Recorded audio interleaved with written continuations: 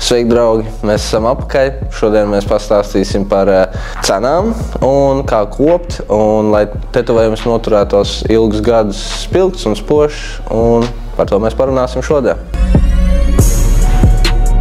Ar pirmo iesāksim ar to, ar ko atšķirās tetovējuma cenas.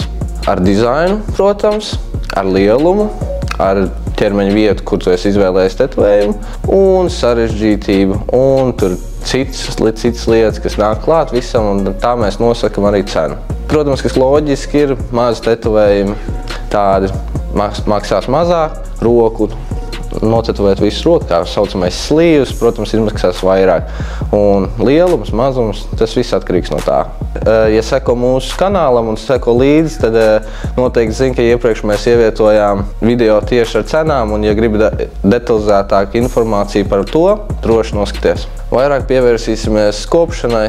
Kā jau mēs visi zinām, sadzīšanas process ir viens no vissvarīgākajiem gan tev, gan mums, kā meistariem, jo sadzīšu tetovējums ir tas finišs, kad mēs zinām, kā tas tetovējums noturēsies uz tā ķermeņa un cik kvalitatīvi viņš ir uztaisīts, jo tas viss izšķirās uz to, kā viņš sadzīst. Ir divi varianti. Mums ir second skins, ko mēs uzliekam, kas ir kā stikerīts, ko mēs uzlīmējam, varam turēt aptuveni 2-3 dienas un tad ņemt nost un tad iesākt to procesu, dziedēšanas procesu. Pēc second skin vai parastās plēvas, kad mēs viņu noņemam, remdens ūdentiņš, nepārāk augsts, nepārāk karsts, mēs noskalojam, varam izmantot ziepītes, ir speciālās, no ko meistars ir ieteicis, vispār ideāli.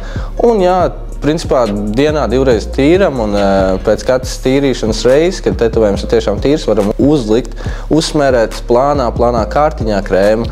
Un viens, no ko es gribēju parādīt, mēs tieši mūsu salonos ir Biotat krēms, šāds te. Var iegādāties, un, protams, ir citos arī tetovēšanas veikalos vai kam tam līdzīgi ir iegādājami citi produkti no citiem brandiem, bet jā, pie mums var iegādāties šo. Gribēju mazliet pieminēt par Bepantenu, jo es zinu, ka vēl joprojām cilvēki izmanto Bepantenu. Man nav nekas pret, bet vienkārši es pēc pieredzes izmantoju Bepantenu, gan arī speciāls krēms priekš tetovēšanas, un, protams, es varu ieteikt, ka tetovēšanas krēms speciāli, kas ir izveidots priekš tā, dziedē tavu tetovējumu labāk, košāk, kvalitatīvāk, un ja jūs gribat noturēt savu tetovējumu perfektā kvalitātē, investējiet to naudiņu pareizam krēmam.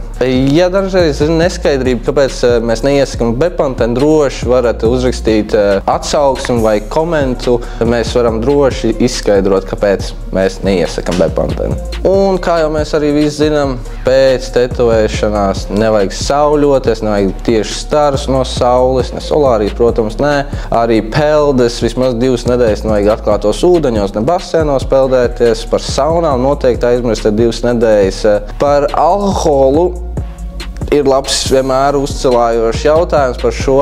Izvaramies no rūkstošiem alkoholiskiem dzērieniem, jo nevajag riskēt. Un ko cilvēki dažreiz aizmirst, skatieties, ko jūs velkat, jo, kad tetovējums ir svaigs, tur mazums, pūciņas vai kaut kas tam līdzīgs trāpās, un tā ir kā baktērija uzreiz tetovējumā. Un vienkārši nevajag sev pagrūtināt dzīvi, lai tas tetovējums grūtāk vienkārši dzīs ar to.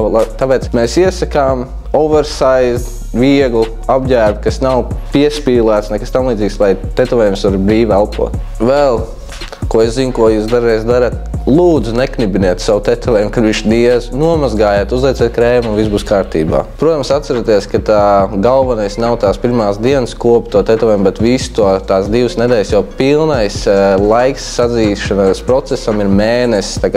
Protams, mēnesis jums nav viss tas jāskatās uz visu, ko es jums ieteicu, tāpēc es saku, ir 2 nedēļas tas posms, kad jums ir jārūpējās par tām specifiskām lietām. Bet tas mēnesis ir vienkārši, kad jūs redzēsiet pilno procesu, kā viņš ir sadzīs. Ceru, ka tev ir skaidrs, kas ietekmē dzīšanu, kvalitāti, summas. Protams, ja tev ir jautājumi, ja es kaut ko nepateicu, kas būtu noderīgs tev, droši raksti komentārā, mēs atbildēsim, un tas tikai mūs iepriecēs. Labi, tas būs viss. Tiekamies nākamreiz.